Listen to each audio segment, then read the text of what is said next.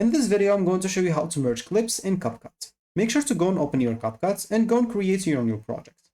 Here, just go and import any clips that you want to merge. As an example for me, I'm just going to merge these 3 clips, or these 4, no need even for this. Click on open, and here we are. I have 3 clips and I want to merge them. So merging in CapCut is easy. You can just go and drag them into the timeline one by one as example, or click on the plus button. So you find the plus button on each video, you'll be able to click on it.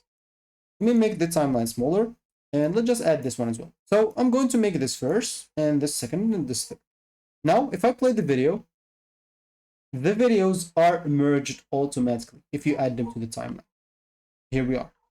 What you can do is add some transitions if you want to. You can go here to the transition tab and simply choose any transition that you want. Maybe an example, I'm going to add the blur transition. And of course, I'll be able to add it. So I'm just going to add it. Yeah, it is added automatically here. So let me just make the transition a little bit, because this is basically just a duration.